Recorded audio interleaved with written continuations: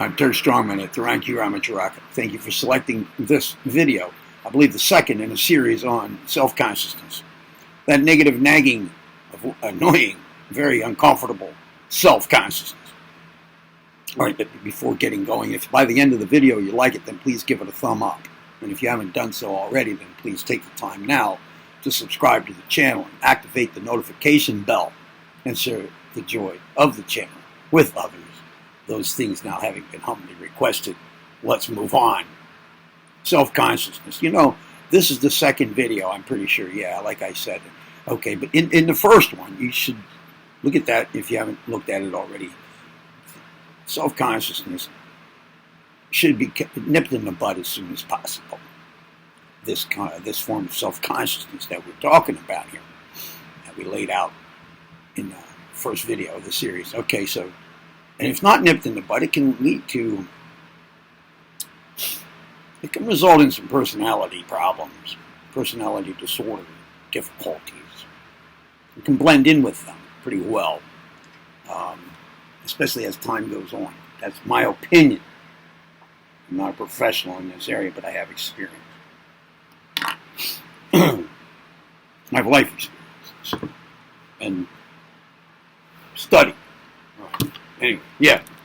So, yeah, I don't think it's arguable too much anyway. This can go in a bad direction. And it can go pretty far. Many kids, you know, they feel self-conscious. You know, sometimes, like teenagers, right? They get real self-conscious. They don't talk about it much. They don't even know how to talk about it. I didn't. I don't really. What would I say? I feel self-conscious. You know, I think I said that a couple times when I was a teenager or something. You know, I feel self-conscious about this. And then the person would say, yeah, but to get over it, just get started. You know, yeah, everybody feels like that sometimes. But I'm talking about a real problem here, and have a lot to do with whether you feel like you even belong anywhere. There's a general feeling of not belonging. That's definitely a part of it, quite often. This whole self-consciousness thing. Certainly blends in with its other attributes really well. You know, the self-consciousness, other attributes like second-guessing yourself, doubting yourself. Yeah, all right. So it can be replaced, especially the earlier the better. The earlier the better, right? Replaced with recognition of the true self. Recognition of the true self. You know, while all this other stuff is going on and you're second guessing yourself, you know, that's not operating from a recognition of your true self. I mean, really right down deep, you know, the true self has nothing to do with these kind of vibrations, these low self-doubt kind of vibrations, you know, not even comfortable in your own skin, let alone around anybody else's, you know, not knowing where you fit in, not knowing if you fit in, not knowing if you belong there, not knowing what other people are thinking. This is a waste of time, and the sooner that can be replaced with a recognition of the true self. And by the way, have you ever wondered whether there, let's say you thought about when you were 7 years old, and you know that you were there, you were alive then, and you remember some incident, you don't feel connected to it except like it's this memory. And I mean, if you're old enough, let's say you're 50, by now you could think about that and say, yeah, that happened to me, I remember it well. Or with just as much evidence, you could say, I can't tell whether that was a dream or the real thing. All I know is that I've been now and then remembering it throughout my life. But, you know, by now, you know, who knows, right? Okay, well, look, but have you wondered whether there was some, like, whether it was really you? I mean, like, yeah, okay, you accept that that's in your past. That's something that happened. You were there. That was you. And now there's the same thing. Now, but is it the same you?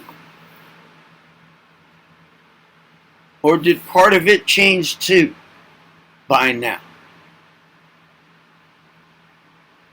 Is it the same you or a different one? You ever wonder about that? You want to know what the answer is? The answer is, it's the same you. There is that. There is that. Yes. That is there. That is true. If that's what you were wondering, ever, even just one time, that's the answer. So now you don't have to wonder anymore. The thing to do is to learn to recognize, increasingly recognize that same you. That's your true self. I mean, what else could that really boil down to? You know, your true self. The true one. The one that's true. In other words, you know, when it comes to facts in the world, it stays a fact. It is what it is. It's you. All right?